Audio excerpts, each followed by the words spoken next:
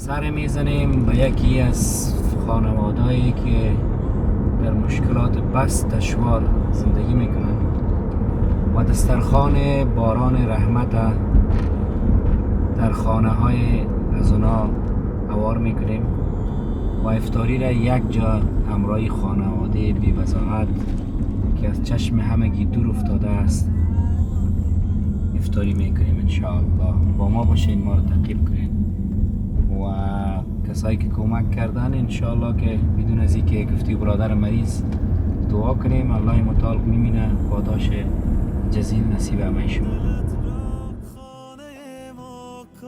مصفا کردنش با من به ما درد دل افشا کن، مداوا کردنش با من. اگر گم کرده ای دل کلید استجابت را، بیا یک لحظه با ما باش پیدا کردنش با من.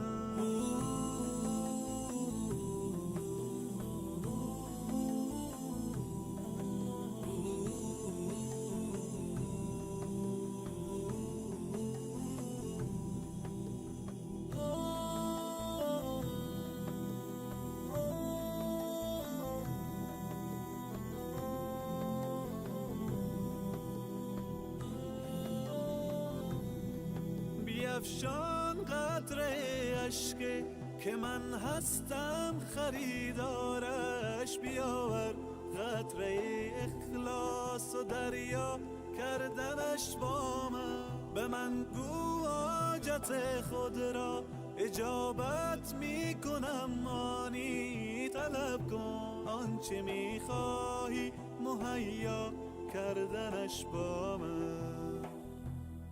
بیا قبل از وقوع مرگ روشن کن حسابت را، بیاور نیک و بد را جمع منها کردنش با من. چو خوردی روزی امروز ما را شکر نعمت کن، غم فردا مخور هرگز که فردا خوردنت با من.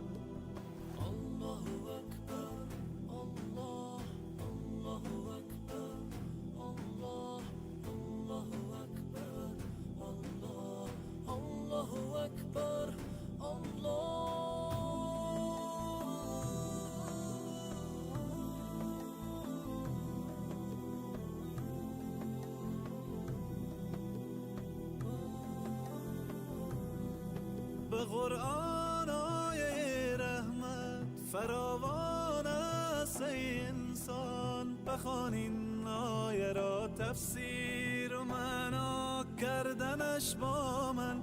اگر عمری گناه کردی مشو نومی تو از رحمت، تو توبه نامه را بنویس و امضا کردنش با من. دلت را خانه ما کن، مصفا کردنش با من. به ما درد دل افشا کن، مداوا کردنش با من. اگر گم کرده ای دل کلید استجابت را، بیا یک لحظه با ما باش پیدا کردنش با من. الله اکبر الله اکبر الله اکبر الله اکبر الله اکبر الله اکبر الله اکبر الله اکبر. لا اله الا الله محمد رسول الله. لا اله الا الله یا الله یا الله یا الله یا الله.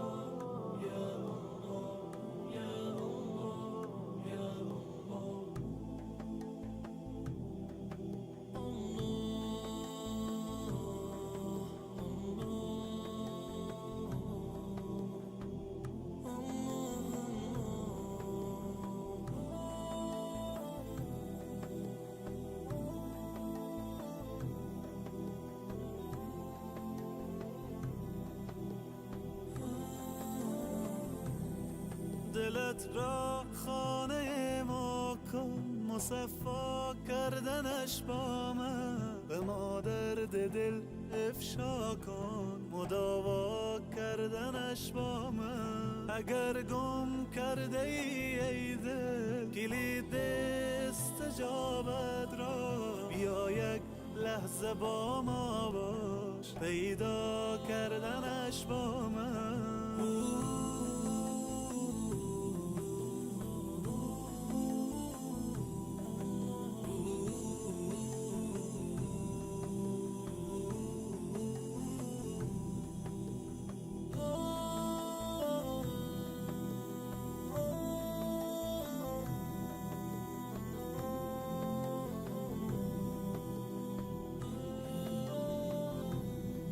بیفشان قطره اشک که من هستم خریدارش، بیاور قطره اخلاص و دریا کردنش با من.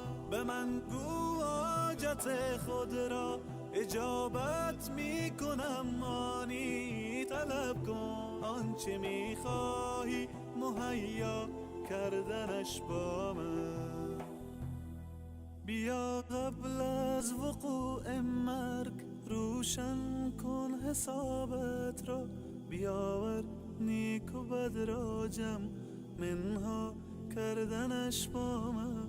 چو خوردی روزی امروز ما را شکر نعمت کن، غم فردا مخور هرگز که فردا خوردنت با من.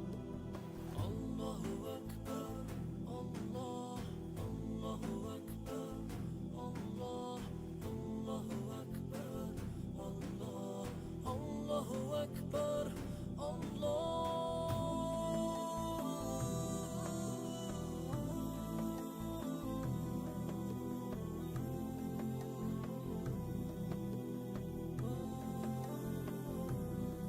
به قرآن آیه رحمت فراوان است ای انسان، بخوان این آیه را تفسیر و معنا کردنش با من.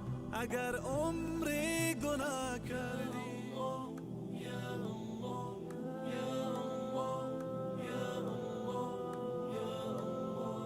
یا الله یا الله یا الله.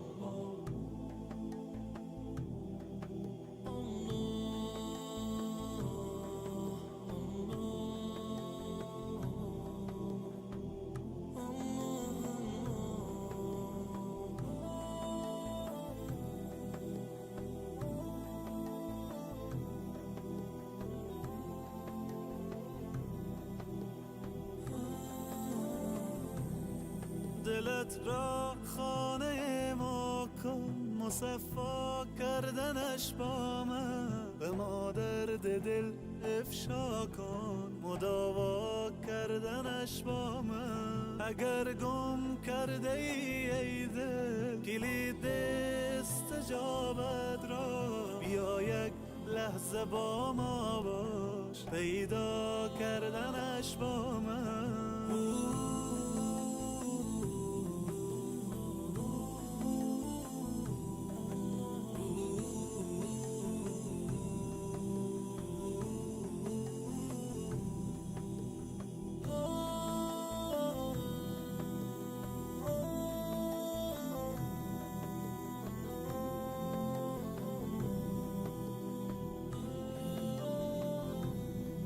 بیفشان قطره اشک که من هستم خریدارش، بیاور قطره اخلاص و دریا کردنش با من. به من گو حاجت خود را اجابت می کنم، مانی طلب کن آنچه می خواهی مهیا کردنش با من.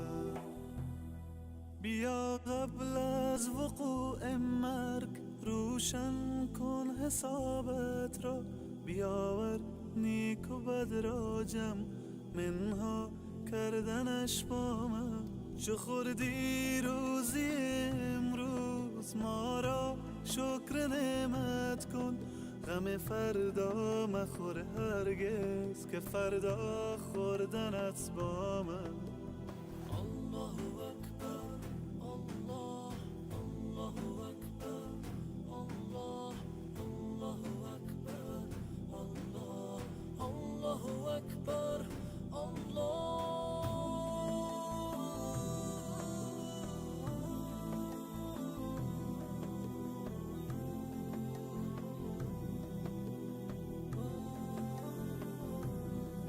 به قرآن آیه رحمت فراوان است ای انسان، بخوان این آیه را تفسیر و معنا کردنش با من.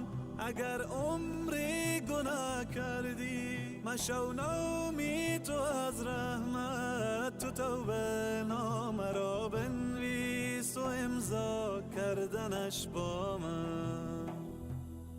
دلت را خانه ما کن مصفا لله الحمد. ما امروز برادر عزیز ما افطاری باران رحمت در نظر گرفته بودیم، بیاییم امروز شام دسترخوان باران رحمت حوال کنیم. شما دیدین که مشکلات زندگی زیاد دارن.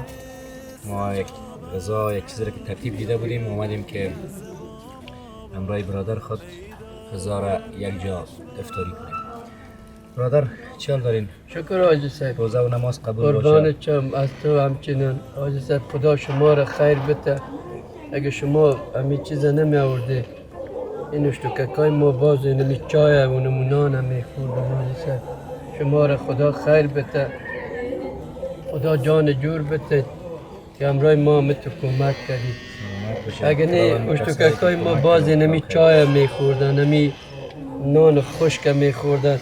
همین تو بود حاجی صاحب که با ما یک برنج یک چیز آوردی.